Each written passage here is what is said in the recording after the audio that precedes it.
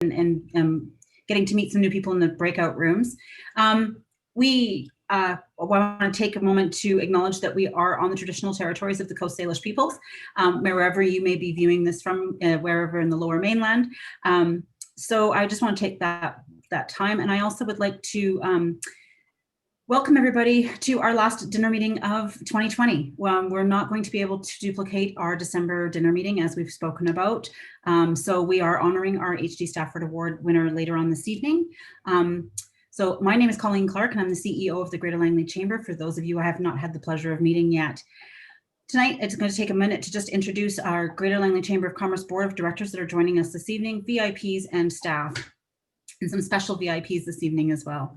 So joining us tonight, and you'll be hearing from him later, our President, Brad Kendall of Ashdown Capital, Inc., our Vice President, Ken Dennis of the Dennis Network of Companies, our Secretary Treasurer, Sean Howe, MNP LLP, Past President, Jack Nicholson, Otter Co-op, our Community Director for South Langley, Allison Killeen, our Community Director for the City of Langley, Jenny Hinch of Lucid Water, our Community Director for North Langley, Frank Buckholz, our Community Director for Aldergrove, Michelle Burrows with Aldergrove Credit Union, our Director, Brody McIntosh from Bromac Mechanical, our Director, Joanne Saunders with KPU, our Director, John Chesko with Ascension Benefits Incorporated, Directors Chris Drisnoff with KSW Lawyers, and Director Chris Finley with BDC. Almost messed that up, Chris.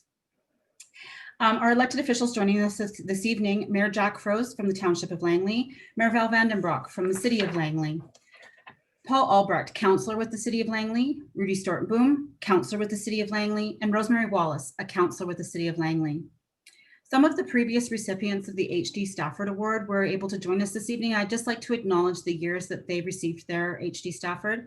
So in 2014, Bev Dornan was awarded, 2016, Gordon Zacher, 2018, Phil Jackman, and last year, 2019, Gus Hartle. So though they were on the call earlier and maybe out there right now.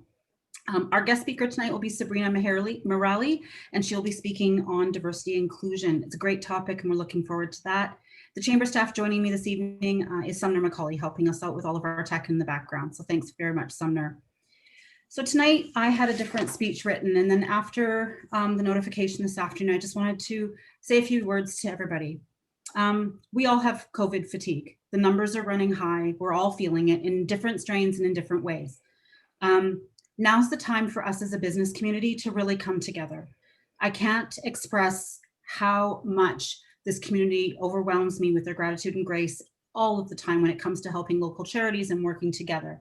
But now more than ever, I have a challenge for everybody tonight, and I'm hoping anybody that sees this challenges one or two more people. I would like you to pick 3 of your favorite stores locally, independent, locally owned shops. I'd like you to go and spend $50. And from that will generate more money than you can imagine in your local economy. And all it takes to start this trend is one person, me or you. You'll find a post that we put up on LinkedIn later today that will have that little thing and it gives you some data. But I'm asking you to save our local stores and businesses this holiday season. I know the numbers are scary, but they have pickup, they have drop off, they have shop local. They are making every precaution necessary to stay alive because that's what they want to do. They want to be here. So I'm asking you to take a look, stop by, say hello, give them a call, see if they've got what you need, but make that extra effort this holiday season to really shop and save our local community. I want to say thank you to everybody for listening to my little rant, but I can't tell you enough how many people I've talked to and how many businesses are giving it their all. And no, I'm not going to cry, but I just, at this point, we need to do something more than just talk about it. We all need to actually show up and do it. So I challenge you to do that tonight. And I'm going to stop with the Debbie Downer now and thank everybody for coming out this evening. And again, I'm going to now go, I'm jumping and changing hats this evening. So I'm going to share a screen and give you a bit of information here. Sorry.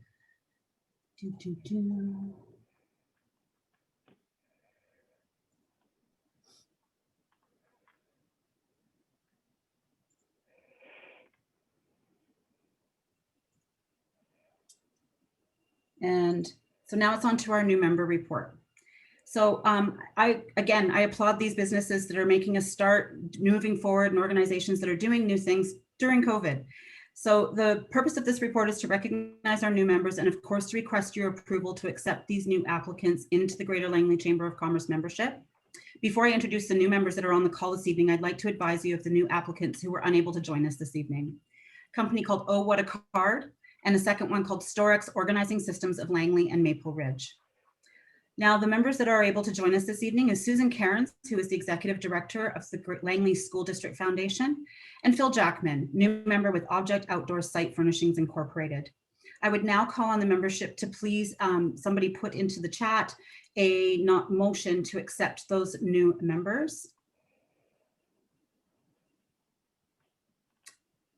And I can't see the chat box, Sumner, now that I'm sharing screen. So if you could take care of that, that would be great. And I need a seconder to that motion.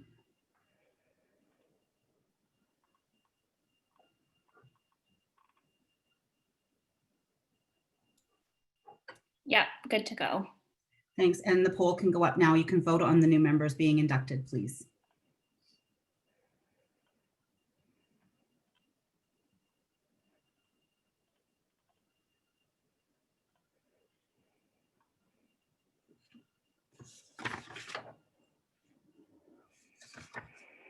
Sumner, are we good to go? Yes. Great. Thank you. You can remove the poll. And thank you very much. It is my pleasure now to turn it over to, I've got to jump in here, to our president, Brad Kendall. Brad, thanks very much for joining us this evening, and over to you. Thanks, Colleen. Thanks again, everybody, for joining us tonight. I'd like to take this opportunity first off to thank the amazing sponsors we have at the Langley Chamber of Commerce. We cannot continue to provide online networking events, programs, and the services that we do without the unwavering financial support of so many businesses. Whether big or small, our sponsors make all of the difference. So thanks again for your support. If you're interested in sponsorship opportunities, please talk to myself or one of our other team members to find out what is available and how you can participate. I know Colleen already spoke about this tonight, but I also wanted to remind everybody to shop local this holiday season. It really will make a huge difference in our economy. As easy as it is, we were chatting in our breakout room, as easy as it is to go on Amazon and find everything you need and click 1-2 buttons and have it delivered. We're seeing the stocks like Amazon and the Teslas of the world, all these big massive companies are booming and going through the roof in terms of their value, and it's lining the pockets of very few, as opposed to spending locally, where, like Colleen mentioned, the majority of jobs are, where local businesses support charities, local businesses circulate those dollars through and through our local economy here. So do everything you can through like Colleen mentioned, the Chamber's initiative to spend $50 in 3 different places and challenge others to do the same. Whether it's ordering online, getting your food, getting your groceries, and buying Christmas events or Christmas presents over the season as well. And also, a lot of events are being canceled, whether it's Christmas parties and those types of things. I encourage everybody to don't cancel things, postpone them, try to find other ways to get those things back and going whenever it is safe to do so. So yes, and now on to our HD Stafford Award. Since 1980, the Chamber of Commerce has been pleased to recognize the HD Stafford Good Citizen of the Year. This award honors the memory of Harold Stafford, whose name defines good citizenship in our community and recognizes individuals who contribute time, resources, and knowledge to make a difference in the community and affect change for the greater good. Over the years, the Chamber has recognized and honored many outstanding citizens, some of which Colleen mentioned are joining us here this evening. Each of them has made a lasting impression on Langley through their efforts, and we want to thank you once again. Harold Stafford epitomized what a good citizen should be. Whatever project or cause he became involved in, you could be sure he would not let it go until he had seen it through to a successful and meaningful completion. Mr. Stafford also was instrumental in bringing business, citizens, and educators together to tackle tough issues and ensure the future would hold good opportunities for our youth. There were numerous worthy nominations this year for the 2020 award. Our recipient was nominated, in fact, by 7 different individuals, each sharing a different story as to how this person has changed their lives. This nominee has been a bright light of help, hope, and encouragement for years, but this year with the pandemic, it's been, above all. It is my privilege to introduce the 2020 HD Stafford Good Citizen of the Year to Kim Snow. So I guess round of applause for Kim Snow. Furthermore, one letter stated, I honestly don't know what would happen to our community if Kim didn't do what she does on a daily basis. Kim is a longtime Langley resident that supports the community she calls home. Her motto is always be kind, together we are strong, is an inspiration to not judge others because of their personal stories or situation. She's truly making a difference every day. She doesn't take no for an answer and takes care of people who need it most. She doesn't judge or exclude. Kim's kind heart and never quit attitude have helped this community for 25 years. Kim, it is my honor on behalf of the Greater Langley Chamber of Commerce to present you with the 2020 HD Stafford Good Citizen of the Year Award. Kim, we will arrange to get your gift out to you as well. So congratulations, Kim. We get maybe a round of applause. Can we get like is there a way to do an audio? Turn everyone's audio on. Thank you so much. That is unreal. You know what? Honestly, it's so easy to be kind. It really is. The hardest part is the blocking things that block us to be kind and to do things that we need to do. But with the awareness like this, like you guys have out there, thanks Brad, Colleen, the whole team, that makes it better. And I can't thank our sponsors enough, honestly, to be doing what they do and make us change lives here from honestly, I don't even want to start mentioning names, but I will. Phil, Barb, our mayors, our volunteers, you guys, it's just all about teamwork. And if we can keep doing this, we can keep making a difference in this world. And you know what? The award is for all of us. So thank you so much for everything. You guys, I could have dressed a little bit better. At least I could have had a gala dress or something and had my hair done. No, that's not necessary. Well, congratulations so once much. again. Like I said, Colleen will arrange to get your gift out to you. So congratulations once again. Thank you so much, Brad. Thank you, everybody, for all you do. I really appreciate you. Perfect. And now I'd like to introduce our sponsors of the evening. So here to speak on behalf of TELUS is Rick Gill, Manager of Sales, Small Business Solutions, and John Mills, also Manager of Sales, Small Business Solutions. They will introduce our guest speaker. Yeah, thanks guys. Can everyone hear me? Yep. Perfect. Okay. So sorry, I'm getting a little bit of feedback here. One sec. Okay, so really honestly, guys, really appreciate you letting my colleague Rick and I jump in here. Exciting stuff. Awesome to see that award go to Kim. Great work, Kim. Really exciting stuff. So I'm getting a lot of feedback here. Sorry, guys.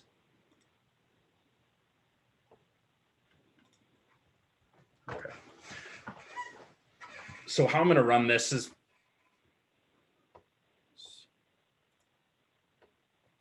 I'm sorry, I'm hearing myself back to myself.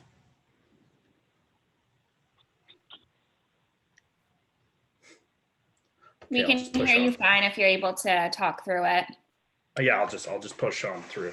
So I'm just gonna I'm coming here on behalf of TELUS, obviously. So Rick and myself, we head up our inside sales team. Basically, our focus is really on small businesses like yourselves, like those that are really feeding our community. And you know, at a time like this, obviously, as has been talked about over and over again throughout this call, is you guys are the backbone of our communities. And at a time like this, it's never been more important. So, we just wanted to say, we're really giving back to our small business community. In part, we have some really great exclusive TELUS business offers available for all Langley Chamber members, including some early access to some of our great Black Friday deals that are, for Black Friday that's just coming up. Some of these include, exclusive discounts up to 20 or 30% on some of our mobile plans. So really, really good discounts to kind of help out our small businesses in their time of need. On top of that, of course, security solutions are top of mind for a lot of people in times like this. And we have up to 6 months free off of our premise security solution, which is fantastic. And then on top of that, we can get $10 a month savings on our internet. You can even get fiber 1 gig internet for as low as $90 a month. So some fantastic savings there. And really, this is all focused. This is all available through your own internal portal. So, you know, it's our way of saying thank you. And of course, if you guys are interested in this, Rick and my teams will be happy to help you guys kind of take advantage of these. So with that, and again, apologies for my audio issues on my end here. I'm going to pass it over to my colleague, Rick, and he's going to introduce our keynote speaker for the evening. Excellent. Thank you for that, John. Before I start with introducing our keynote speaker today, thank you for inviting us to this great event. Just kind of to echo John, you know, I've been working in the small business for about 15 years, you know, 5 years in the UK and then 10 years in Canada. And I just, you know, I've seen some great people over the course of those 15 years. And this is one of the reasons I stay and support small businesses, because you guys are truly the backbone of our communities, our country, to be honest with you, right? Like, I think last stats I heard is like over 90% are in that small business. These are 1 to 10 employees, and you know, you guys do a tremendous job for your local communities there. So continue on doing that awesome job. But to further ado, in terms of introducing our keynote speaker, her name is Sabrina Meherali. Hopefully I didn't butcher your last name too much, Sabrina. She's a diversity and inclusion thought leader and the founder of Designing for Inclusion, a strategy and design consultancy that helps organizations create inclusive customer and employee experience. With over 30 years of combined experience in HR, marketing, and product design, her team offers an integrated and radically new approach to diversity and inclusion, one that drives results and that leverages the power of human-centered design. Through her passion for racial equality and social economic inclusion, Sabrina has supported local and international organizations in developing comprehensive DEI strategies, programs, and initiatives aimed at removing barriers which hinder the progress of marginalized communities. Sabrina is also host of Inclusive Design Podcast, where she interviews industry experts and community leaders who use inclusive and responsible design to build for everyone. Please welcome Sabrina. Thank you. Thank you for that wonderful introduction. It's so lovely to be here. I hope that my PowerPoint presentation is working. If someone can give me a thumbs up on your end. We can see it. Perfect, perfect. Great. Well, thank you so much for having me. I'm looking forward to presenting to you all today. As Rick mentioned, my name is Sabrina Meherali, and I'm the founder of Designing for Inclusion. We are a design consultancy company helping organizations think about holistic inclusion and what that actually means for business. Before I begin, I want to start with a land acknowledgement by acknowledging that I am presenting to you today from the traditional unceded stolen homelands of the Hul'qumi'num and Squamish people. I always like to start with the land acknowledgement because it grounds myself in truth.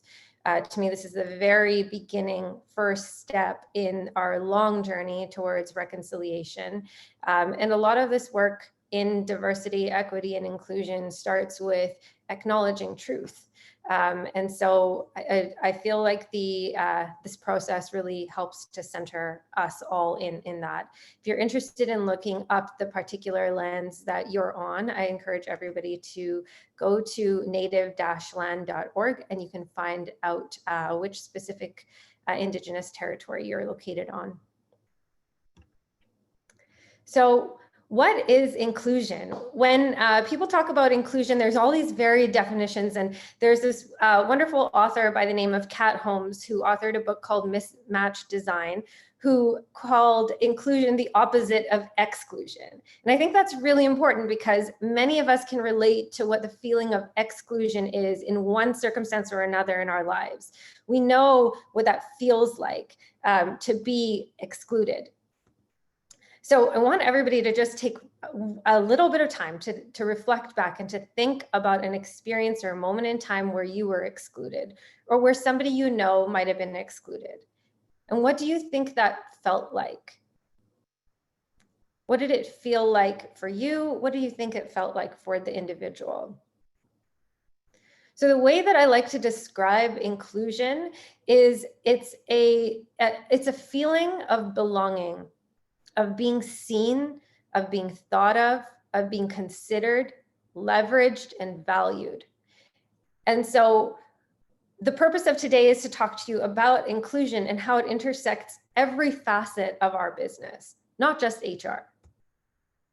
So before we get any further, I want to do a bit of a visualization exercise. So I'm going to ask you to just close your eyes or reflect inwards for a moment and think that you're just in your place right now and you just get a sudden craving for ice cream.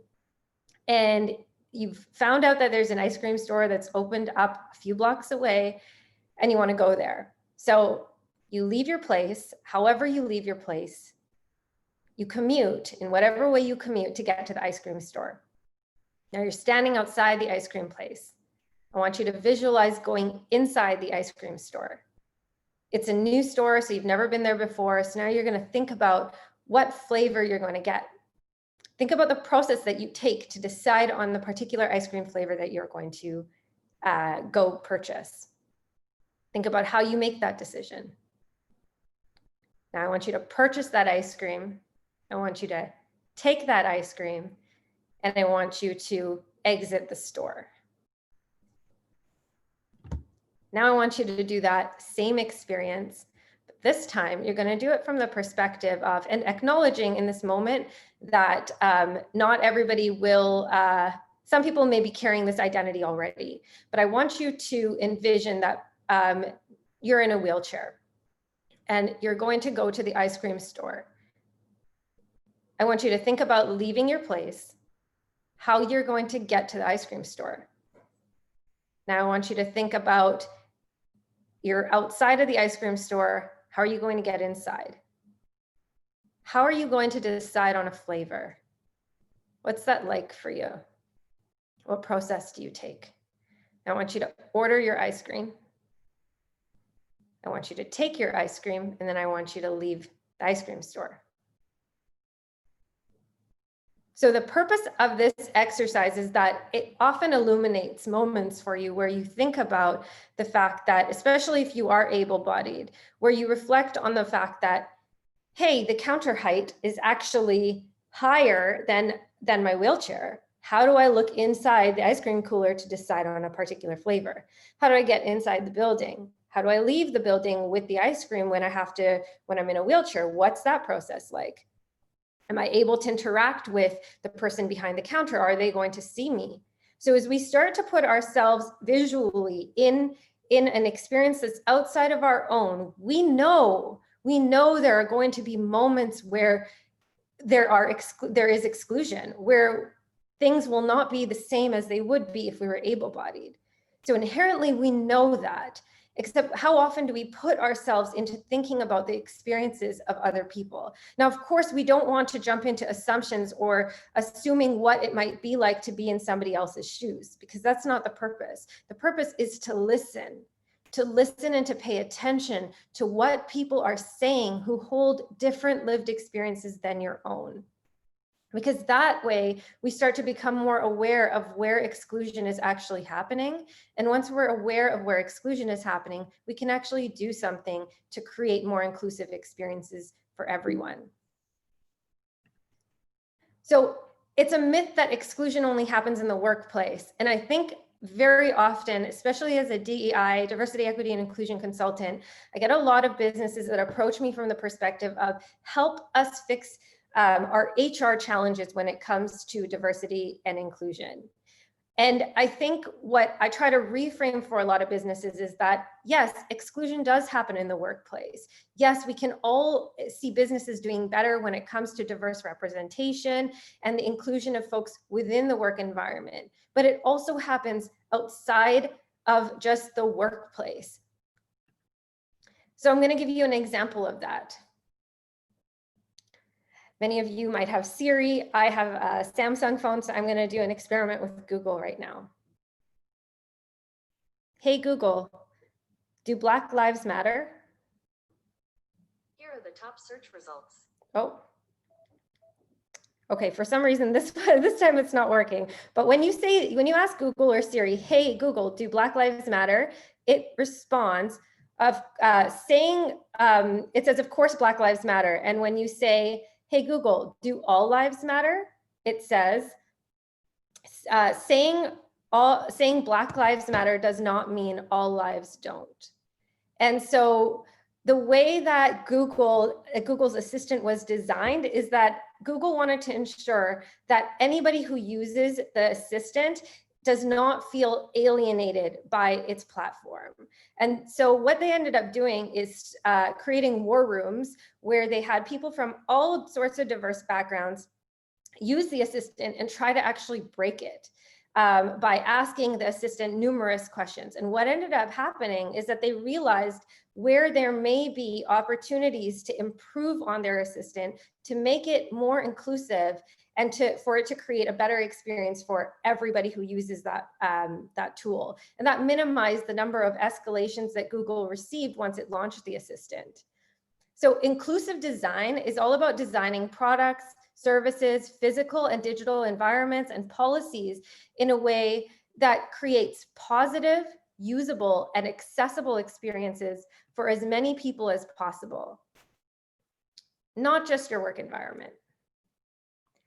So there's this term that we use when we talk about design, whether we're designing an HR program or we're designing a product or a service, is we talk about the normal or average user.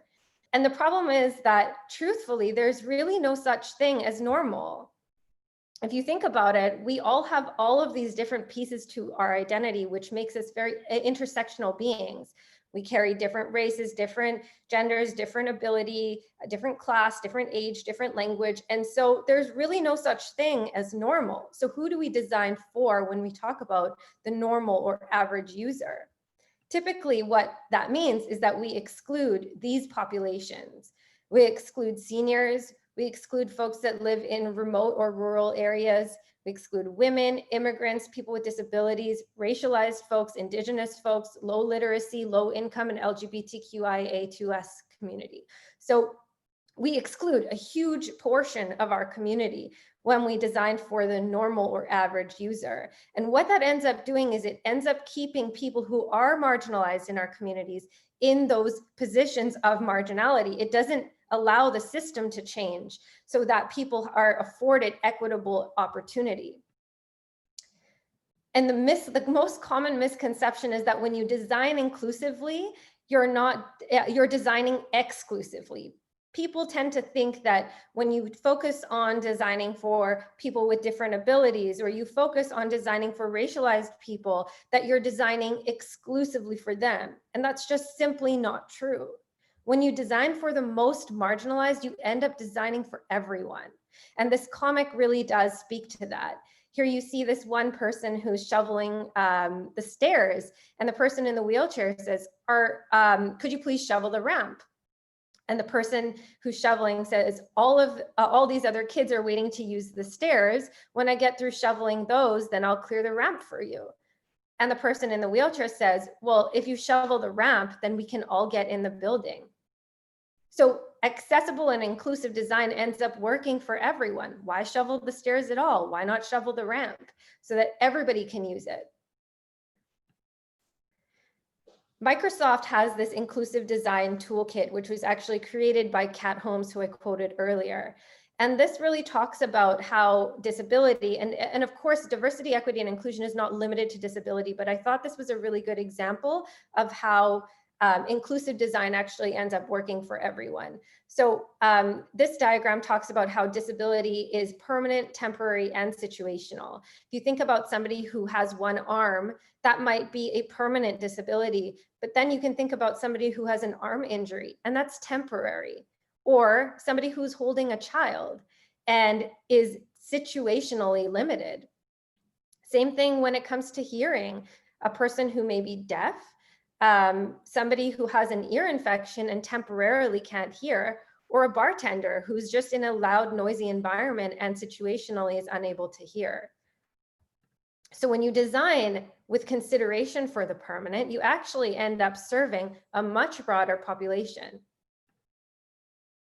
So here are some examples of what inclusive design can look like. And the reason why I point this out to you is because my purpose is to help you broaden your lens of how you think about diversity and inclusion outside of HR, but talking about things like your marketing, your customer experience, the way that you engage, the way that you develop your products and your services, thinking about the way that you have your everyday interactions.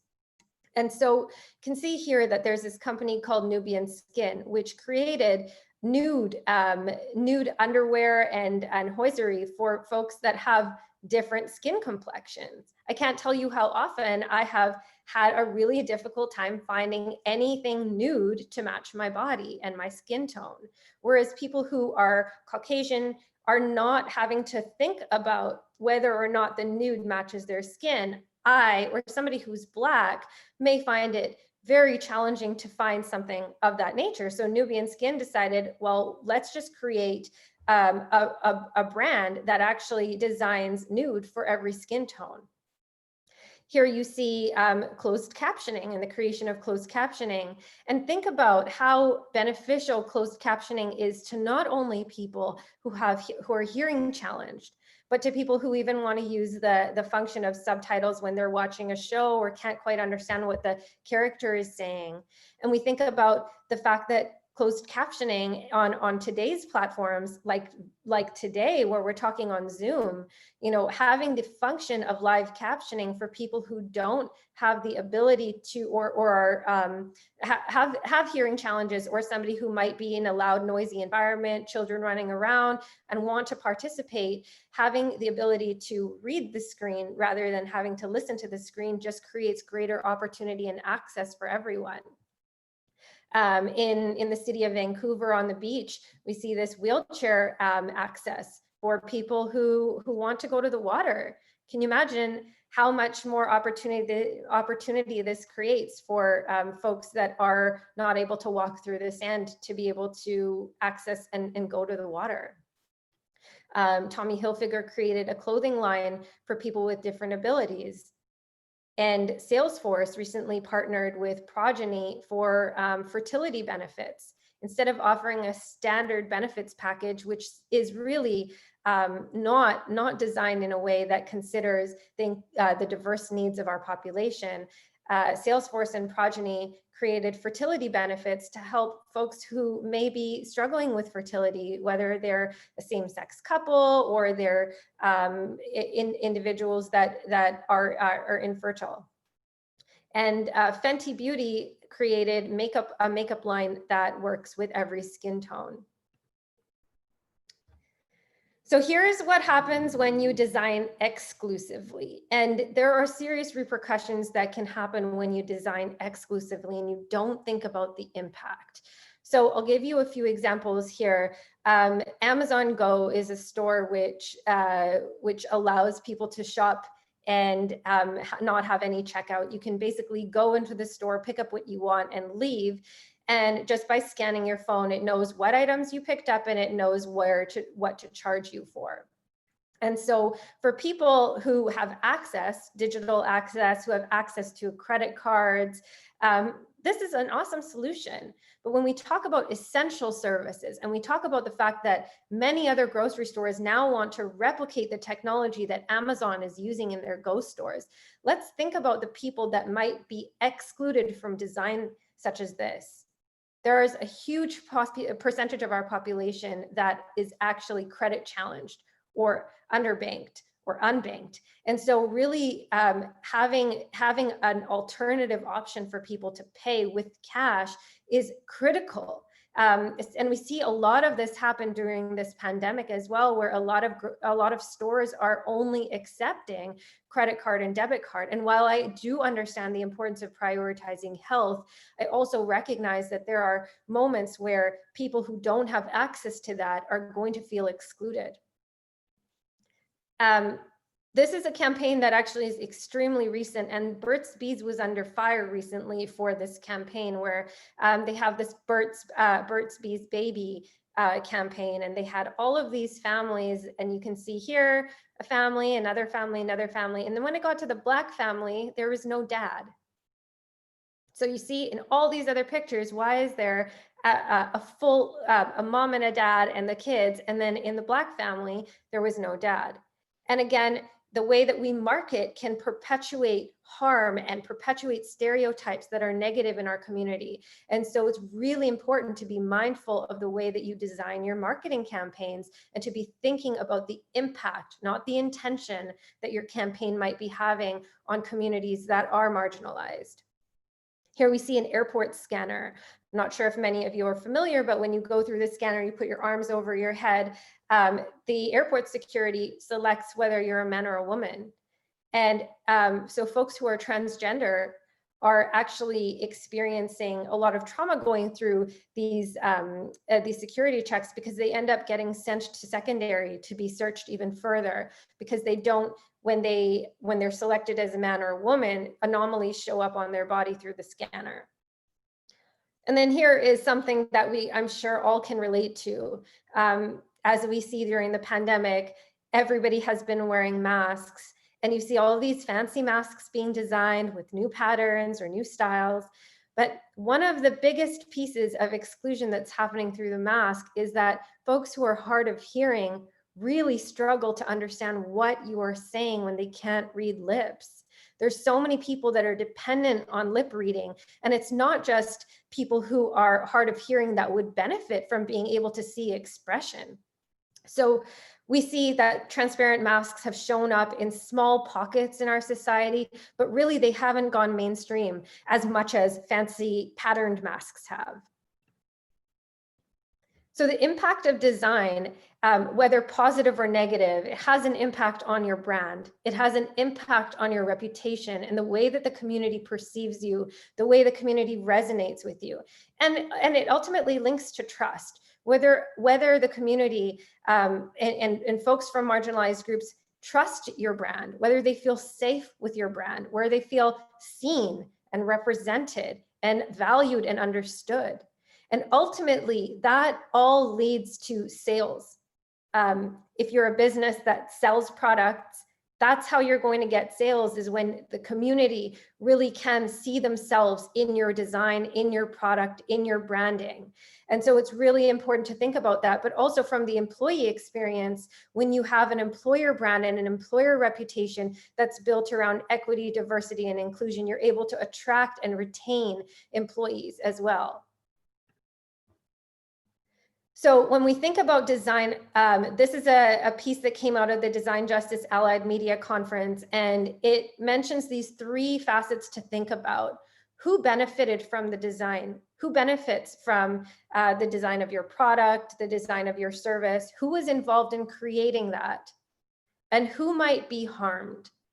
I think that last one we don't think about as often, because especially when we carry identities where we might be the beneficiary of the design, we might not realize who was harmed. And so what we do as consultants here is we help illuminate who you might be unintentionally excluding. And a lot of exclusion doesn't happen willfully. It's not our intention to leave people out, but many times we don't see the harm that we're causing. And then when it surfaces in ways that damage our reputation, that damage trust, and that damage our sales.